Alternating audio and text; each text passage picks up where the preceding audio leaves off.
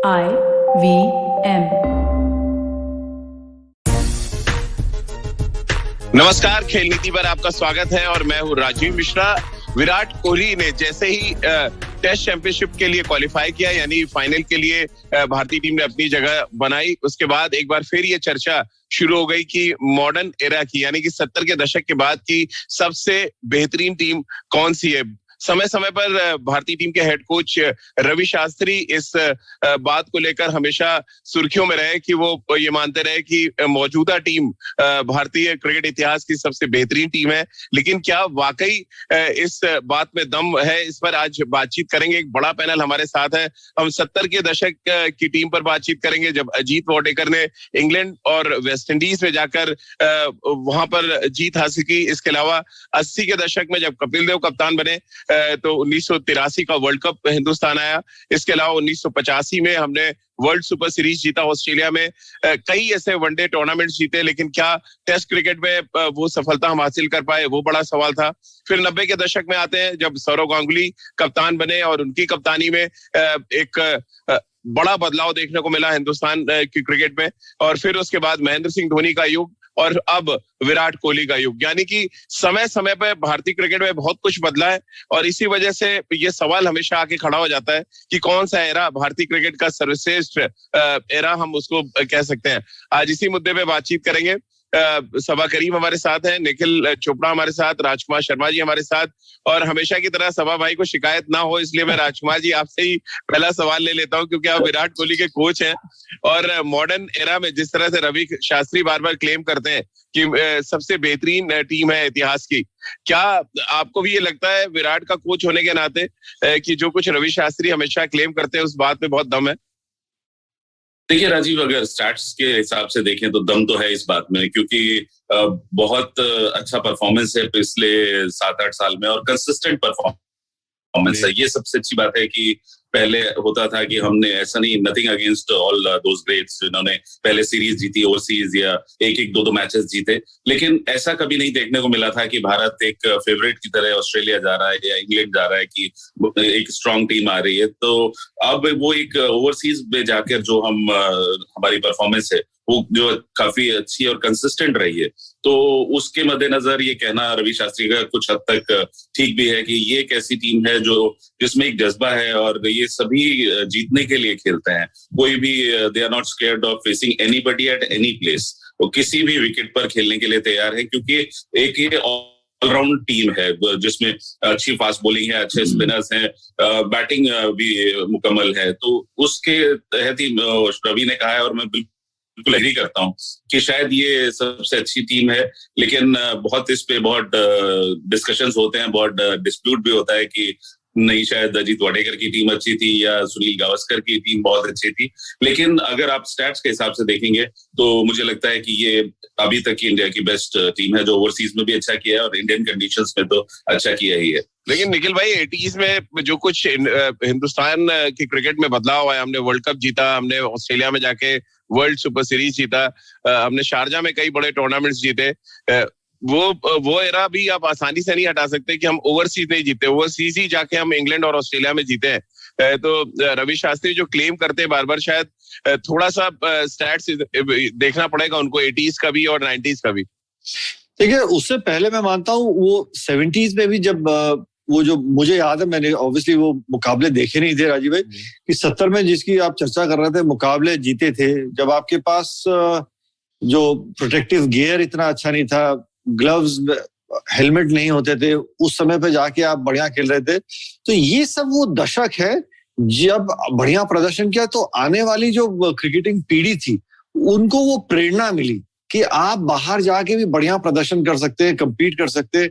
150 kilometre प्रति घंटा पे वेस्ट इंडीज जैसी टीम के खिलाफ आप बल्लेबाजी कर रहे हैं, तो वो जज्बा नीचे आने वाली पीढ़ी को भी मिलता था। उसके बाद 80 में बिल्कुल सही कहा आपने कि विश्व कप जीते, और वो विश्व कप जीतने के बाद ही वो भारत में भारतीय युवा खिलाड़ियों में एक वो प्रेरणा आई कि हम लोग भी विश्व चैंपियन बन सकते हैं। उस प्रेरणा के बाद ही तो वो युवा पीढ़ी वो आज तक चली आ रही है, जो सबकी एक सोच रहती है, एक वो मापदंड रहता है कि हमें विश्व कप जीतना है, जो 1983 में कपिल देव ने किया, महेंद्र सिंह धोनी ने 28 साल के बाद 2011 में किया।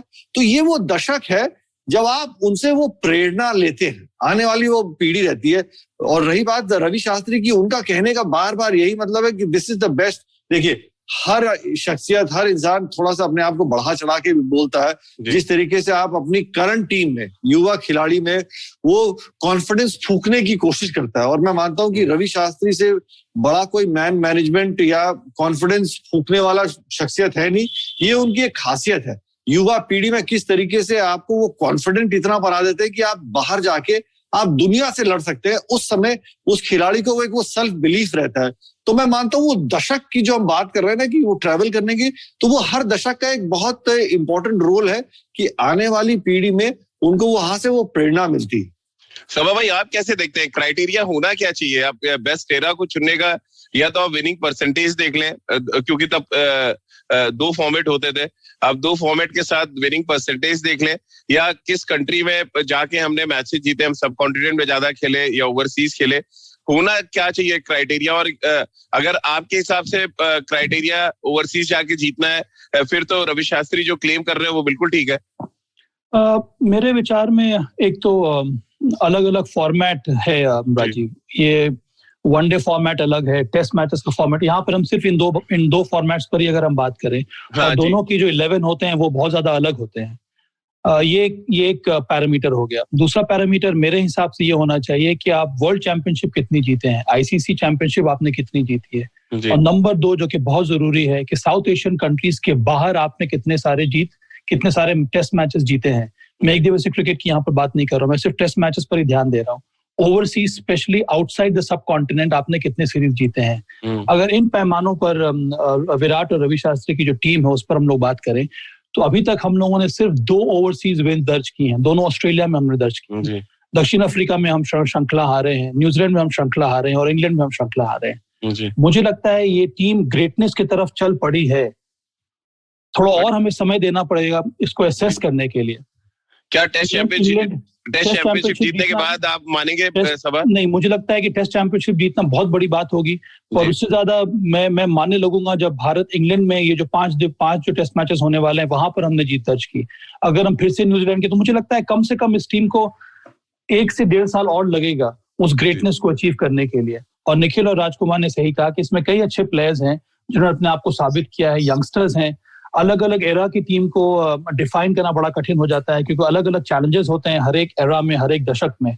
और पुराने वाले दशक में भी कई सारे चैलेंजेस आए हैं जिसको अलग अलग कप्तानों ने अलग प्रकार से टैकल किया है, और उसी वजह से इस समय की जो टीम है उतनी ज्यादा सशक्त नजर आ रही है। पर मेरे हिसाब से दम है इस बात में, पर मुझे लगता है कि ग्रेटनेस अचीव करने में अगर इसी प्रकार की रफ्तार पकड़ के रखी विराट कोहली की टीम ने, तो आने वाले 1 या 1.5 साल में हम ये जरूर कह सकते हैं कि ये सबसे तगड़ी टीम है। राजकुमार जी, सभा ने तो सिरे से नकार दिया है। आपने तो बिल्कुल मान ही लिया था कि विराट की टीम बेस्ट है, बट अब तो मतलब एक तरह से क्या कहा जाए कि सभा भाई ने चैलेंज कर दिया आपको कि अब आप प्रूव करें कि ये टीम कैसे आप मान रहे हैं नंबर 1। नहीं, जीत के दिखाइए। बिल्कुल नहीं, मैं एग्री करता हूँ सभा के साथ, लेकिन सभा ने मुझे उसका ऑल्टरनेट नहीं दिया कि कौन सी टीम बेहतर थी। अगर नहीं, वो तो बताएंगे आगे, लेकिन अभी तो आप बताएं ना कि एक भी आईसीसी टूर्नामेंट नहीं जीते हम, ओवरसीज 1 सीरीज जीते हैं, तो फिर आप कैसे क्लेम कर सकते हैं कि आप इंडियन हिस्ट्री का बेस्ट एरा इस समय चल रहा है?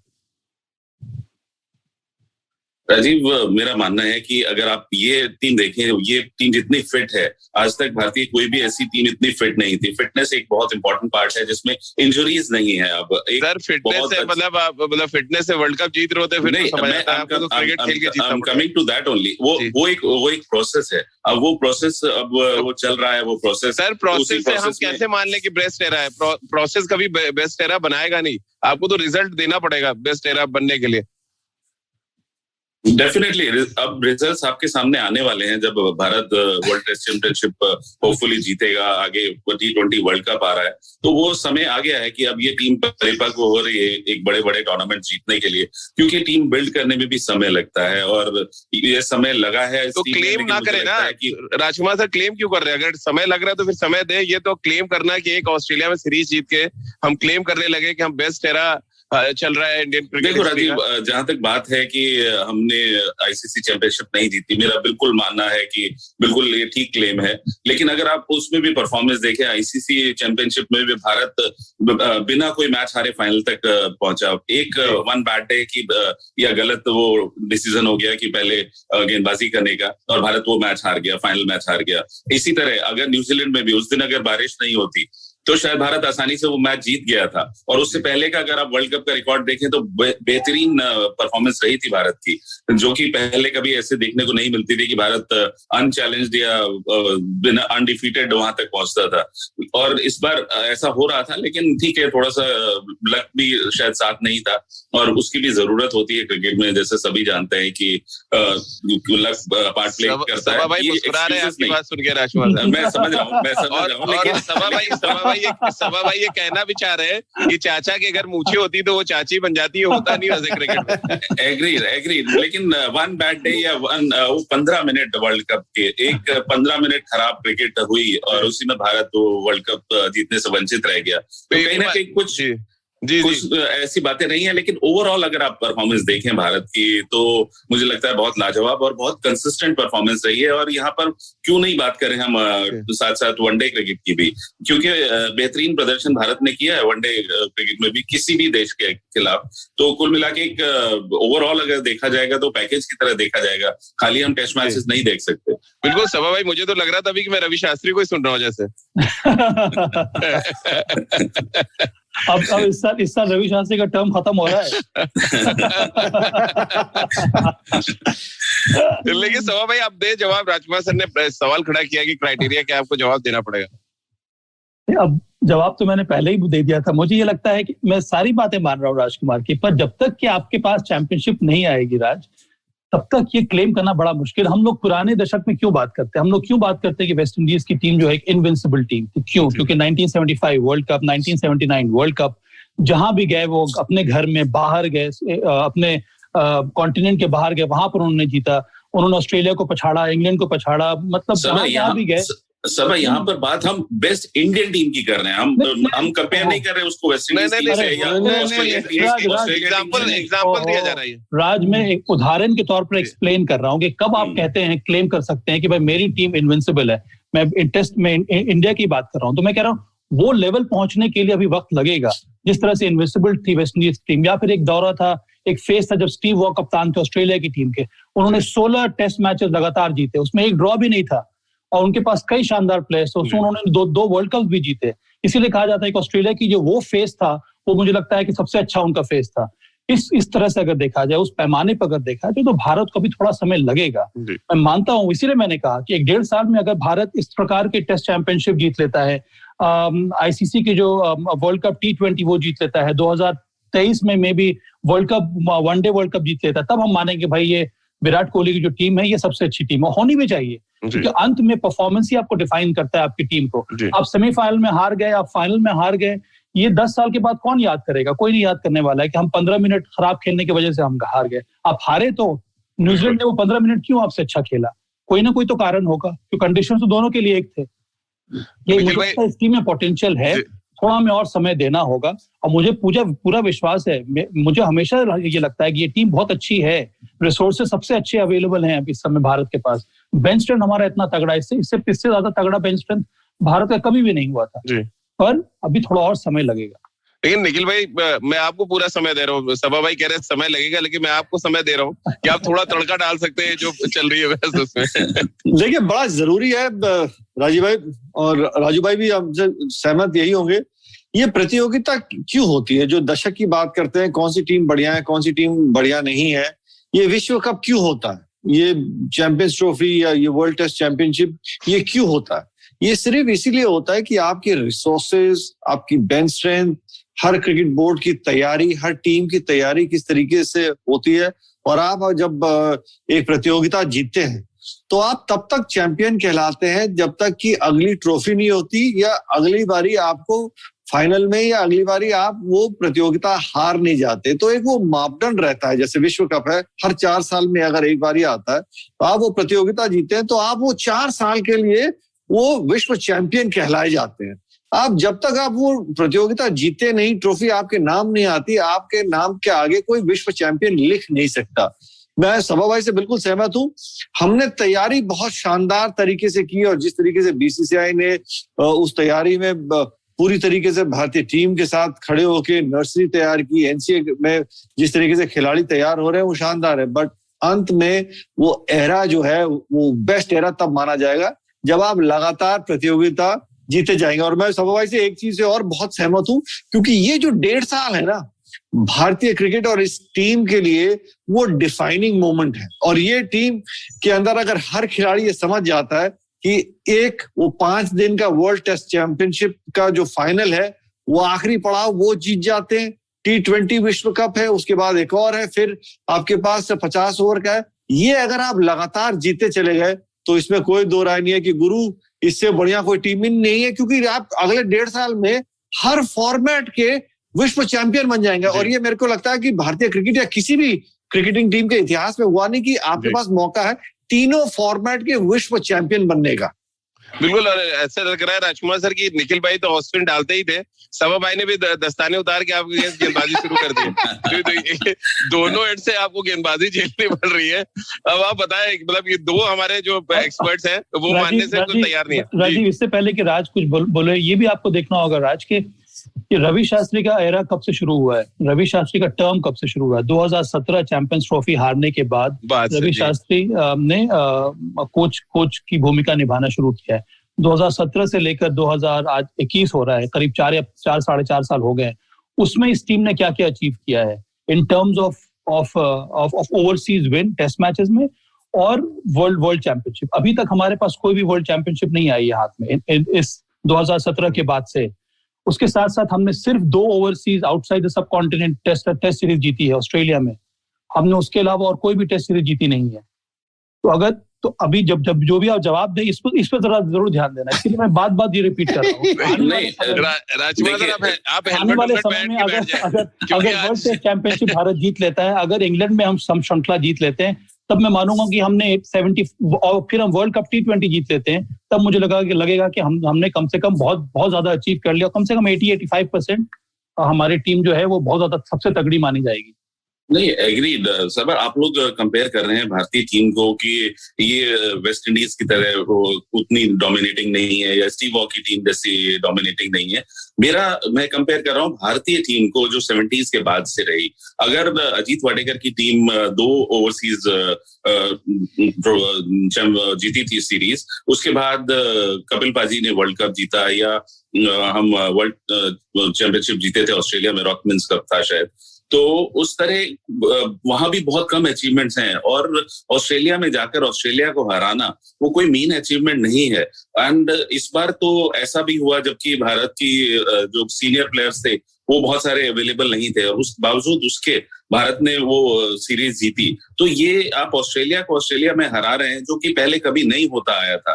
कभी भी नहीं हुआ था कि भारत ने जाके इतनी डोमिनेटिंग क्रिकेट खेली हो और वहां पे कंसेक्यूटिव 2 सीरीज जीती हो। तो ये कोई मीन अचीवमेंट नहीं है भारत का, एक टीम बिल्डिंग प्रोसेस में है। लेकिन हाँ, अब इस टीम में वो कॉन्फिडेंस नजर आता है कि yes, they can look in their eyes and play. पहले की तरह बॉकडाउन होकर नहीं खेलते हैं, या ड्रॉ के लिए नहीं खेलते हैं, या हमारे सेक्रेटरी नहीं बोलते हैं कि 5-0 से हारेगी इंडिया, इंग्लैंड जा रही है तो, या ऑस्ट्रेलिया जा रही है तो, जैसे कि पहले कमेंट हमारे बीसीसीआई के सेक्रेटरी की तरफ से आ जाते थे।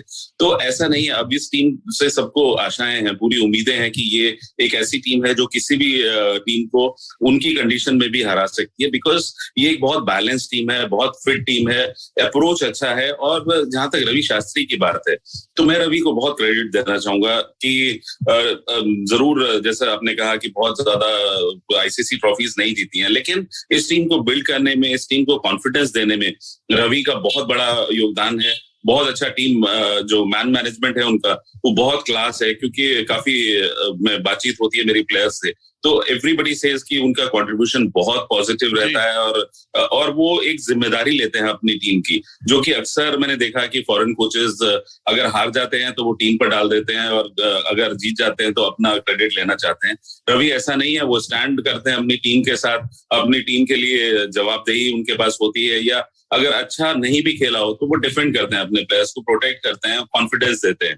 तो वो एक सेंस ऑफ सिक्योरिटी अब इस टीम में काफी हद तक देखी जा रही है, जिस वजह से मेरा मानना है कि एक प्रोसेस में है ये टीम। मैं नहीं कहूंगा कि ग्रेटेस्ट बन गई है, yes it is likely to be the greatest team, और मेरा मानना है कि बहुत शानदार प्रोस्पेक्ट है इस टीम में आज तक की ग्रेटेस्ट टीम बनने के। लेकिन सबा भाई, अगर आप आईसीसी टूर्नामेंट्स को मापदंड मान रहे हैं कि ये एरा सबसे अच्छा था, फिर तो महेंद्र सिंह धोनी का एरा सबसे अच्छा माना जाएगा। 2007 में वर्ल्ड कप, 2011 में 50 ओवर का वर्ल्ड कप, फिर चैंपियंस ट्रॉफी, टेस्ट क्रिकेट में नंबर 1 बनना, तो उस एरा को भी वैसे कोई मानने को तैयार नहीं होता। महेंद्र सिंह धोनी का जो एरा एक चला, जिस तरह से मैचेस वो जीते, 24% मैच वो हारे हैं खाली अपने उस एरा में, और टेस्ट और वनडे मिला लिए, बहुत बड़ा अचीवमेंट है सबा भाई। और तब रिसोर्सेज, या आज के हम गेंदबाजों के रिसोर्सेज देखें तो ये भी एक मुद्दा हो जाएगा कि रिसोर्सेज क्या थे और तब आप कैसे जीते। क्या उस एरा को फिर हम भारतीय क्रिकेट का सबसे बेहतरीन एरा मारे जो महेंद्र सिंह धोनी ने कप्तानी की और आईसीसी टूर्नामेंट्स हम जीतते चले गए? इसीलिए मुझे लगता है वो जबरदस्त अचीवमेंट रहा है एम एस धोनी का।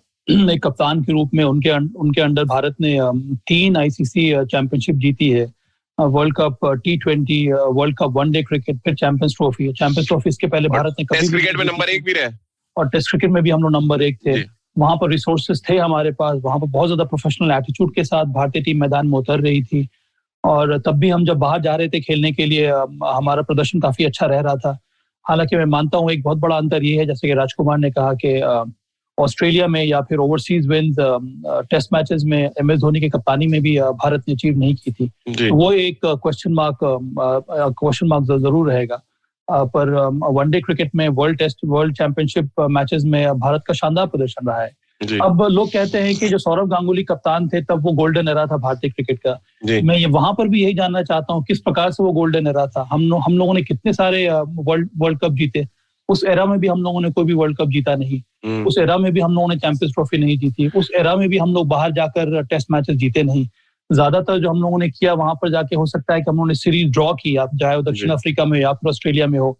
इंग्लैंड में भी ड्रॉ की थी दादा ने, इंग्लैंड में भी ड्रॉ किया। अगर हम ओवरसीज जीत की बात करें टेस्ट मैचेस में, तो कपिल देव की कप्तानी में 1986 में हम लोगों ने इंग्लैंड को हराया था। ऑस्ट्रेलिया में भी सीरीज जीते हैं। राहुल द्रविड़ की कप्तानी में भी हम लोगों ने, निखिल मुझे याद नहीं आ रहा वो सीरीज, जब राहुल द्रविड़ कप्तान थे 2002 में जीत दर्ज की थी। तो इसीलिए मुझे लगता है कि इस टीम में पोटेंशियल बहुत ज्यादा है, पर अभी भी सभा जवाब नहीं दिया आपने मेरी बात का। क्या महेंद्र सिंह धोनी का एरा फिर आप बेहतरीन मानते हैं? मुझे लगता है मैं इस समय तो एम एस धोनी के एरा को सबसे महत्वपूर्ण मानता हूँ, क्योंकि हमने उस समय कोविटेड आईसीसी चैंपियनशिप जीती है इसीलिए। लेकिन टेस्ट सीरीज नहीं जीती, तो फिर वही बात आ जाती है कि फिर टेस्ट सीरीज तो फिर विराट की टीम जीत रही है, आईसीसी ट्रॉफी नहीं जीत रहे। तो थोड़ा सा बैलेंस तो रखना पड़ेगा यहाँ निखिल भाई, कि मतलब एक तरफ आप कह रहे हैं कि आईसीसी ट्रॉफी ठीक है मान लिया, लेकिन जैसी टेस्ट क्रिकेट की बात आती है फिर वो वहां पे नहीं है, वहां पे वो रिजल्ट नहीं थे महेंद्र सिंह धोनी कप्तानी में। जो रिजल्ट एक्चुअल आए दोनों फॉर्मेट में, वो 80s में, जो सभा ने भी कहा कि कपिल बाजी ने वर्ल्ड कप भी जीता, कपिल बाजी ने बैंसन एजेस सुपर सीरीज जीती, जाके शारजा में बैक टू बैक टूर्नामेंट जीते, और उसके अलावा ऑस्ट्रेलिया और इंग्लैंड को हराया जाके उनकी कंट्री में। तो फिर हम उस एरा को क्यों नहीं काउंट करेंगे? उसी ने मैं कह रहा हूँ, जो एरा जो सबसे सर्वश्रेष्ठ माना जाता है, वो आने वाली पीढ़ी को वो दशक में एक वो प्रेरणा मिलती है। कपिल पाजी है, महेंद्र सिंह धोनी है। महेंद्र सिंह धोनी उस समय भी भारतीय टीम जो आईसीसी का एक मापदंड था कि कितने आपको अंक मिलते हैं टेस्ट मैचेस जीतने के, उस हिसाब से भारतीय टीम पहली बारी टेस्ट चैंपियनशिप ना होते हुए पहली बारी वर्ल्ड नंबर 1 बनी थी कि टेस्ट टीम है ये। जो भी मापदंड थे, आपको जहां भी आप मुकाबले खेले थे, उस समय कितने मैचेस आप घर में खेले, बाहर में खेले, वो आईसीसी का लुकआउट है। बट महेंद्र सिंह धोनी के अंडर कम से कम आप T20 के विश्व चैंपियन बने, 50 ओवर की क्रिकेट के बने, और सर्वश्रेष्ठ टीम बने टेस्ट टीम, और जिस तरीके से कपिल पाजी, तो ये अलग अलग एराज है। और मैं बिल्कुल सहमत हूँ सभा भाई से कि यहाँ पे निखिल भाई हेडलाइन भी तो देनी है, आप बताएंगे नहीं जब तक कौन सी टीम सबसे आगे कैसे हो गए, तो गोल बोल चलता ही रहेगा कि ये टीम मैं तो रिजल्ट पे आना चाह रहा हूँ सीधे। जैसे राजकुमार जी ने क्लियर मान लिया है कि विराट कोहली का एरा जो है बेस्ट एरा है, जो उनकी टीम चल रही है, तो आपको तो मानना पड़े। मैं तो आपको दे रहा हूँ ऑप्शन की, कपिल पाजी का ये ऑप्शन है और धोनी का ऑप्शन है। मैं मानता हूं एक नंबर इस समय मैं महेंद्र सिंह धोनी को इस समय मानता हूं कि जिस तरीके से उनका एरा चल रहा था, उसके बाद कपिल देव। ये ब्रेकिंग मिली ना अब, ठीक है, ये ब्रेकिंग मिली ना। अब आपको एक और हेडलाइन दे रहा हूं, लेकिन ये टीम जो है वो जीत की दहलीज पे खड़ी है इतिहास में अपना नाम सुनहरे अक्षरों में लिखने से, क्योंकि ऐसा कभी भी नहीं हुआ कि अगले 1.5 साल में आपके पास मतलब विश्व टेस्ट चैंपियनशिप, T20 और फिर एक बार फिर से 50 ओवर का विश्व चैंपियन बनने के लिए, तो आप गोल्डन तरीके से पूरे विश्व क्रिकेट को आप रूल कर सकते हैं। आप उस दहलीज पे खड़े हुए, आप किस तरीके से आप उसको इस्तेमाल करते हैं वो आपके ऊपर है। कि हर खिलाड़ी का नाम जो है ना वो सुनहरे अक्षरों में लिखा जाएगा अगले 1.5 साल में, अगर आप ये चीजें अचीव कर गए तो। क्या सबा भाई, बेहतरीन खिलाड़ियों का जमावड़ा होना भी आप किसी टीम को बेस्ट मान सकते हैं?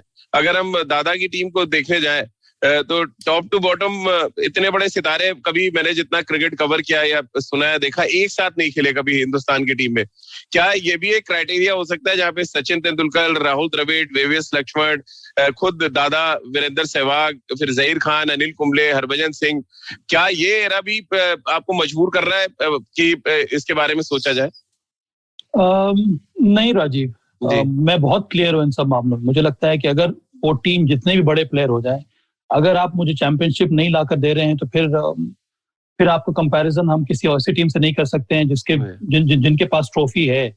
और अंतर्राष्ट्रीय स्पोर्ट्स में अगर आप कहीं भी देख लें, प्लेयर जितने भी बड़े हो जाएं, अंत में आपको टीम जीतनी, आपको वर्ल्ड कप जीतना होगा। हम क्यों मानते हैं कि ब्राजील जो टीम थी वो विश्व कप में बहुत सबसे अच्छी टीम थी, क्योंकि उनके पास कई सारे अच्छे प्लेयर्स थे। उसके साथ साथ उन्होंने लगातार कितने सारे वर्ल्ड कप जीते। पर ये अब उनका फेज खत्म हो गया। अब दूसरी टीमें हैं जो अच्छा कर रही हैं, उनके पास जो भी लिमिटेड रिसोर्सेज होंगे या जो भी रिसोर्सेज हैं उसके बिना उसी के अंदर ही वो वर्ल्ड कप जीत रहे हैं।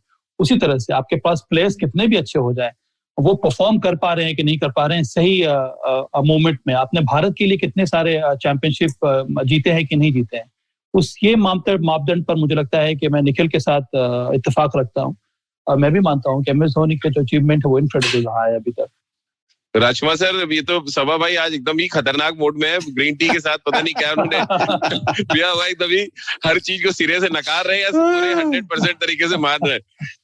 अब आप बताएं महेंद्र सिंह धोनी के एरा के बारे में आप क्या कहेंगे? देखिए उनके अचीवमेंट बहुत बड़े हैं, उसमें कोई डाउट नहीं। आप मानते हैं कि बेस्ट टीम है एरा की?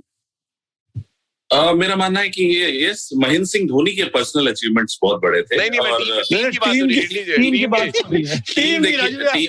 टीम देखिए ऑलमोस्ट यही टीम थी, यहीं से सीखा है विराट ने, MS से ही सीखा है कप्तानी। अरे तो क्लियर कट बोलिए ना, आप हेडलाइन आपकी तो दीजिए कुछ, आप बताइए।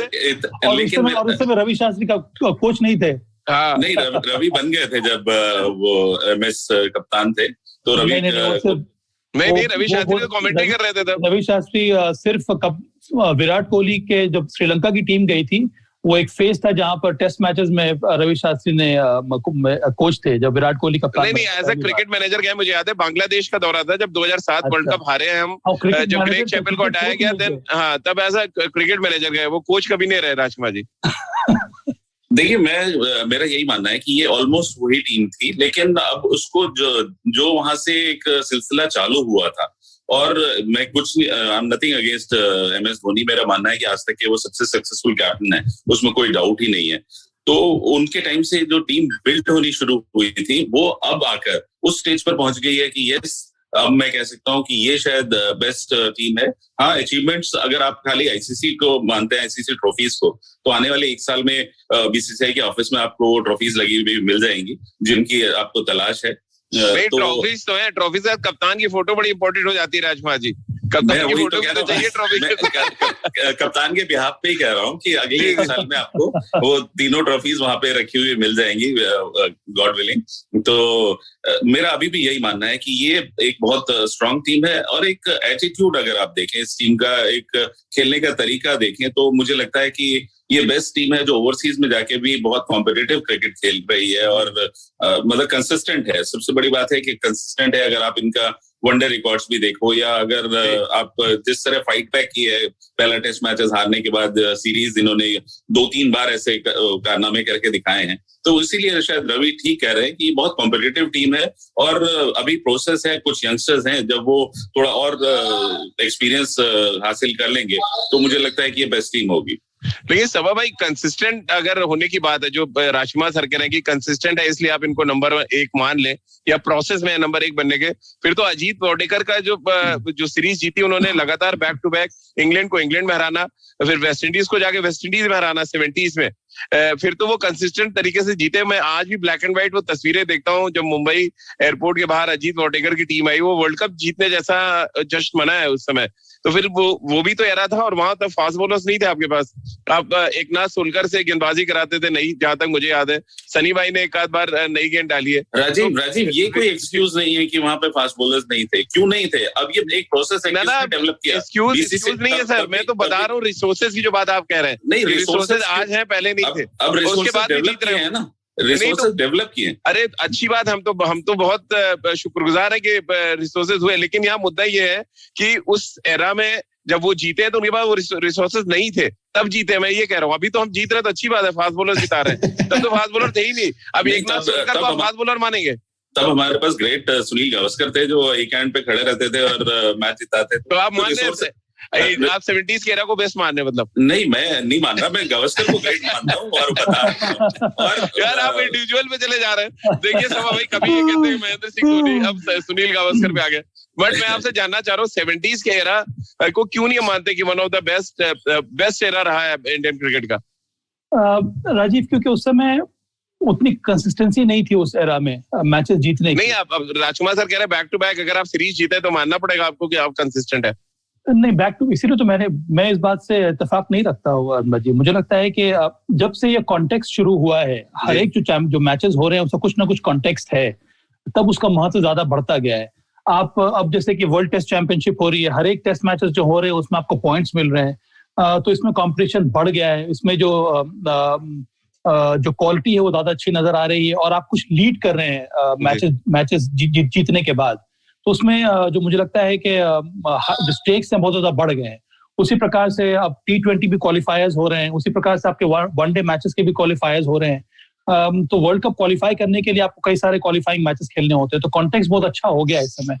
उस समय इस प्रकार कोई भी पैमाना था नहीं। उस लिहाज से अगर देखा जाए तो अंत में आपको यही देखना होगा कि उस समय बड़े बड़े सीरीज अजीत वाडेकर जी की कप्तानी में हमने कितने सारे जीते। वहां पर हमने बाहर जाकर सिर्फ इंग्लैंड को ही हराया है, उसके अलावा हमारा प्रदर्शन उतना अच्छा हुआ नहीं है। उस समय ऐसा भी हुआ कई बार कि भारत में हम खुद होम सीरीज हार गए हैं। तो इस वजह से मुझे नहीं लगता है कि वो जो एरा था अजीत वाडेकर की कप्तानी, वो सबसे अच्छा एरा था। मैं इसीलिए बार बार दोहरा रहा हूँ कि मेरे लिए आईसीसी चैंपियनशिप जीतना बहुत ज्यादा जरूरी है। हाँ, मैं मान रहा हूँ अगर ये वाली टीम जो है हमारी, उसमें राजकुमार जी ने सही कहा कि हमारे पास पोटेंशियल है, पर अंत में पोटेंशियल का कोई अर्थ नहीं होता है अगर वो पोटेंशियल कन्वर्ट नहीं कर रहा है ट्रॉफीज जीतने में। अगर हम कन्वर्ट कर रहे हैं तो मैं सबसे पहला होऊंगा ये कहने वाला कि ये टीम जो है सबसे अच्छी टीम है अभी तक भारतीय क्रिकेट के इतिहास में। बिल्कुल। और अगर हम एवरेज वाइज जाएं निखिल भाई, तो उस एरा में तो आप भी खेले जब अजहर भाई कप्तानी करते थे और 67% मैचेस उन्होंने जीते हैं। तो फिर अगर आप कंसिस्टेंट क्रिकेट खेलने की बात करें, वनडे और अगर आप दोनों मिला लें, और उन्होंने ट्रॉफीज भी जीती अजहर भाई ने, जब सचिन ने बहुत धमाकेदार शतक लगाया था शारजाह में। मैं इंडिविजुअल नहीं हूँ यहाँ पे, मैं टीम की बात करूंगा। तब आप कैसे देखते हैं अगर ट्रॉफी जीतने की भी बात है और कंसिस्टेंटली आप टेस्ट क्रिकेट जीतने की बात कर ले? तो राजीव भाई, आप मतलब आर्गुमेंट से उस दौरे के उस दशक के भी बात करेंगे, लेकिन बात वही है कि आप कौन से कितने मल्टीनेशन टूर्नामेंट जीते। अंत में वही एक वो दशक सबसे ज्यादा माना जाता है, या एक जो कप्तान के अंडर आप कितना कुछ जीते हैं जो आपको विश्व चैंपियन कहला जाता है। आप चाहे जितना कंसिस्टेंट खेल लीजिए, लेकिन अंत में वही टीम सर्वश्रेष्ठ मानी जाती है। कि आईसीसी ने अगर एक मापदंड रखा है मल्टीनेशनल टूर्नामेंट में, T20 50 ओवर की क्रिकेट और टेस्ट चैंपियनशिप, या आप नंबर 1 टेस्ट टीम बनते हैं विश्व में, कि जो एक वो नंबर्स का फॉर्मेट है उसके हिसाब से सबसे टॉप पे कौन है, और वही नाम लिखा जाता है क्रिकेट के इतिहास में। ये टीम विश्व चैंपियन रही है इस साल से लेके इस साल तक, तो आप उसी को सबसे सर्वश्रेष्ठ मानेंगे ना। हम लोग वही बात कर रहे हैं कि कंसिस्टेंट बहुत बढ़िया खेले, लेकिन जब फाइनल दौड़ आई तो जीत नहीं पाए। पर इस टीम में मैं अभी भी कह रहा हूँ, इतिहास बनाने की नहीं, मतलब ऐसा एक इतिहास रचने के पास एक मौका है अगले 1.5 साल में, जो कोई टीम आने वाले समय में शायद ना कर पाए, क्योंकि वो प्रतियोगिता जितनी भी है ना, वो फिर और स्प्रेड हो जाएंगे। फिर आपको और कंसिस्टेंट खेलना इतने स्प्रेड ऑफ टाइम में बहुत मुश्किल रहेगा। बिल्कुल। और यहाँ पे मैं सभा से कहना चाहूंगा कि बीसीसीआई में उनकी बड़ी अच्छी जानकारी है, तो बीसीसीआई ऑफिस में वो जगह बनवा दें इन ट्रॉफीज के लिए अभी से अगले 1.5 साल में आने वाली है। राज, मेरा जो कमरा है ना खाली हो गया है, उसको जगह कौन सा आता है? मैं तो ये चाह रहा हूँ कि विराट कोहली के साथ साथ आपकी फोटो भी साफ वहीं लग जाए। बिल्कुल मिला के नतीजा तो यही निकला है कि आज के इस रोमांचक मैच में निखिल चोपड़ा और सबा करीम की घातक गेंदबाजी के सामने राजकुमार शर्मा जी टिक नहीं पाए। बहुत बल्लेबाजी करने की उन्होंने कोशिश की है, लेकिन ये मैच अब बारिश की वजह से रोकना पड़ रहा है और इसमें एक रिजर्व डे भी रखा गया है। और ये रिजर्व डे तब आएगा जब टेस्ट चैंपियनशिप का फाइनल खत्म हो जाएगा, तो हम एक बार फिर उस रिजर्व डे पे ये मैच आगे पे शुरू करेंगे। बहुत बहुत शुक्रिया आप तीनों का हमारे साथ जुड़ने के लिए। तो खेल नीति का हर एपिसोड आप IBMpodcast.com के फेसबुक पेज पे और IBMpodcast.com के यूट्यूब चैनल पे देख सकते हैं। इसके अलावा खेल नीति के हर एपिसोड को आप गाना, स्पॉटिफाई, गूगल पॉडकास्ट और IBMpodcast.com पर रोज सुन सकते हैं। बहुत बहुत शुक्रिया आप सभी का हमारे साथ जुड़ने के लिए।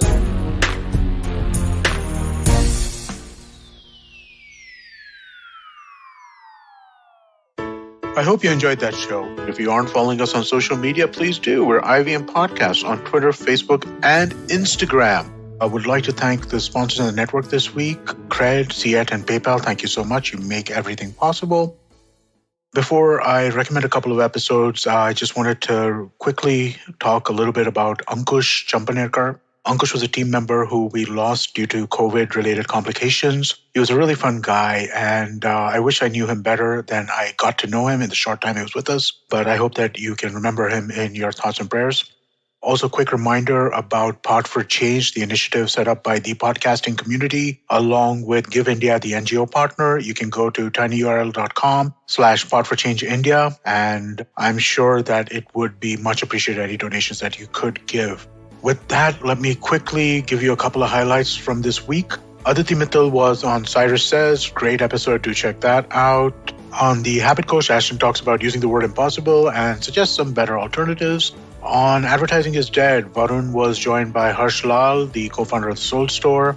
On This Round is on me, Gauri talks to Pankit Desai, who is the co-founder and CEO of SecureTech. And finally, I'd like to mention that we have a new show called Tere Mere Raste, hosted by Keshav Chaturvedi. This time it's a trip to the beautiful blue city of Jodhpur, but every week he's going to tell you about his travels as a photographer. It's really well put together, really well done. I couldn't be more excited about the show. Please do definitely check that out. And with that, I hope we see you again next week. Hi, I'm Zarina Poonawalla, host of the Empowering Series podcast on the IVM network. I happen to be a peak performance coach and leadership coach by profession, and I'm here to share with you productivity tools, life-altering techniques, and real-life hacks to help you achieve your maximum potential in everything you do, your relationships, professions, careers. So tune in every Monday to unleash your inner power. Be safe, be well, be empowered.